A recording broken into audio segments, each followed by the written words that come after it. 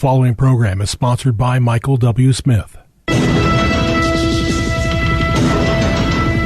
views expressed on the following program are those of the host and not necessarily those of staff, management, or ownership. Phoenix, Arizona. Brother Mike, back on the radio, hardcorechristianity.com. Welcome to the program. Welcome to KXXT Christian Radio. Today's Bible study, Jordon Neely, America. Today on Hardcore. Call somebody real quick and tell them the radio program's on. Would you? I'll make some announcements while you make that call. Thanks for helping out the ministry. This is Brother Mike. I'm the professional counselor at the Arizona Deliverance Center, downtown Phoenix, 15th Avenue, just south of Osborne Road. It's the red brick building. HardcoreChristianity.com, of course, is the website, and all of our ministry services are on there. If you know someone who needs to be physically healed or delivered from demons, this is the number one ministry probably in the western part of the United States. It's right here in Phoenix. We're all here together. Send them over. Make a referral. Thursday and Friday nights at 7 o'clock is our healing and deliverance services, 7 p.m. Pacific time. Tuesday and Wednesday night, Tuesday night at 6:30, Wednesday night 6 p.m. Pacific time is our Zoom healing and deliverance services. The Tuesday night service is for women only, Zoom. Send me an email, mike@hardcorechristianity.com, and I will mail you the ID code and the password. It's that simple. You just log on to Zoom, put in the codes, bang, you're there. We have a children's healing and deliverance service in June of this year. We have another women's seminar for healing and deliverance in September of this year. Those services are remarkable. Erica does the children's service. Julie does the women's seminar. They are the bomb, that's for sure. I teach a deliverance training class every month, the fourth Saturday of the month at noon at the Deliverance Center. And I have a Sunday podcast, 9 o'clock in the morning. 9 o'clock in the morning every Sunday, Pacific time. Just go to twitch.tv. Put in HCCADC and you are there. Jordon Neely. Who is that guy? Well, he was the guy on the New York subway who is mentally ill and got on the subway and went into a historic rant threatening everyone, manifesting demons to a level you wouldn't believe. Well, 3 guys took him down. One of them put him in a chokehold and unfortunately choked him too long, and the guy died. Okay? But here's the real problem. It isn't the fact that he's mentally ill. It wasn't the fact that somebody choked him to death. It wasn't the fact that he was threatening everybody on the subway. It was the fact that the city of New York abandoned him, just like they have all the other people living on the streets that are mentally ill and are drug addicts. The city of New York has abandoned them.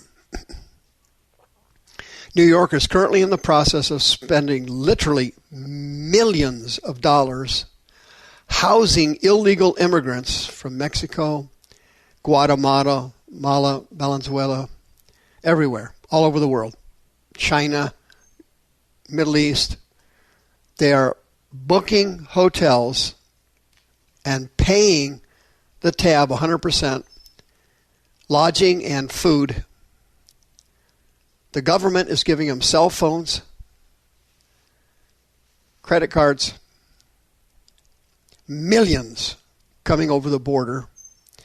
But if you are a citizen of the United States, you get the Jordon Neely treatment. Here was a guy who was in desperate need of social services, mental illness services, medications, and the city of New York abandoned him. Literally abandoned him. This poor guy had numerous run-ins with the police. They all knew who he was. He had a diagnosis from one psychologist of being schizophrenic And at the time of his death, when he was choked out, he was refusing to take his meds. And there was nobody around to help him, and no one cared. Numerous times he was suicidal and had been arrested. He had been in homeless shelters, in and out, numerous times. He was arrested numerous times. It was unbelievable how Neely is a symbol of our crumbling society and the blind eye that our society has turned on these poor people who are mentally ill and drug addicts now being left out on the streets, and in some cases, like in California, provided the drugs that will eventually kill them. The government is providing drugs to them, and they're providing safe spaces for them to use. All the process is very simple one. You just keep giving them the drugs until they OD, and then they're dead and you got rid of them.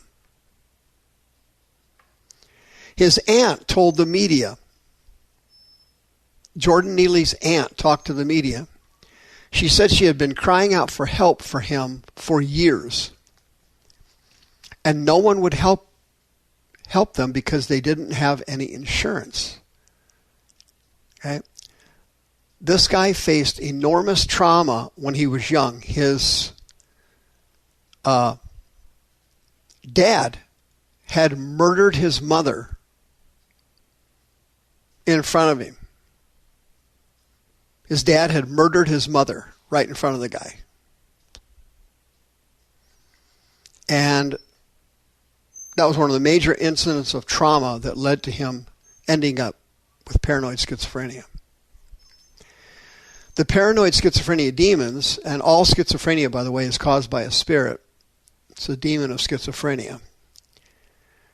Demons of schizophrenia are incredibly intelligent and very powerful. They literally take over the mind of the person, and this guy was what we call in the deliverance business manifesting when he was on the subway threatening to kill everybody. He was going crazy, and that's an example of the symptomatology of paranoid schizophrenia. He was panicking and screaming at everybody that they were going to give him money because he didn't have any food, and he wasn't leaving there until he got the money, and on it went. He was manifesting schizophrenia demons because his diagnosis was paranoid schizophrenia. And his aunt explained to the media that he wasn't really a bad person, but that he needed treatment. And he had been to several doctors over the years. They couldn't treat him because he didn't have any insurance. And the city of New York had the resources to help him, and they abandoned him in favor of millions of dollars being spent to house and feed illegal immigrants. And his aunt explained to the media how frustrated she was and how hurt she was that she had tried for the longest period of time to get him help, and the city of New York would not help him. In 2007, as I mentioned, his dad murdered his mother. It was actually his stepfather. That was in 2007. Okay, this guy's been having serious mental problems since 2007. He hung around the lower Manhattan area and Harlem and Queens and Brooklyn. He floated around, of course. But on January 24th in 2013, the cops found him in Manhattan complaining that his body was numb and he was hearing voices. He voluntarily went to Mount Sinai Morningside for treatment. And January 14th of 2016, he got picked up again, was taken to a mental hospital because he was suicidal. 8 months later, he got picked up again. He was running around on 168th Street in New York, heavily intoxicated. 4 times in February 2018, and twice in March of 2018, the cops arrested him and took him to a hospital and a shelter. Of course, they all later released him. In some instances, Neely would refuse to go with the cops. He wouldn't go to the shelter. He wouldn't go to the hospital. They couldn't force him to do it. And New York City had no ability to help him and had nowhere that he could go. No facility available. He got arrested again that year, threatening the conductor on a train. Threatened to kill him. In 2019, numerous people called into the cops saying that he was manifesting demons, so to speak, in public. He would frequently tell the police that he was hearing voices and he needed help. He was scared. In March of 2020, a crisis outreach program saw him wandering around on a train platform, completely out of his mind and off his medication. They took him to Bellevue Hospital one time, the cops. The cops took him to Bellevue Hospital one time for help. He had no insurance. They discharged him. During COVID in 2020, 4 times in April and 3 times in May, the cops took him to the homeless shelter. Then took him to a hospital. Same process. Numerous times, cops ran into him. They all knew who he was. Sometimes his demons would like to dance around in public like Michael Jackson. He was frequently and constantly suicidal. What happened? Of course, New York City abandoned him. Had no facility for him to stay in permanently. Had no facility to take care of him. But they have millions of dollars that they're currently spending right now to house and feed tens of thousands of illegal immigrants from all over the world. And they left American citizens on the streets to die. The views expressed on this program are those of the host and not necessarily those of staff, management, or ownership. This program was sponsored by Michael W. Smith.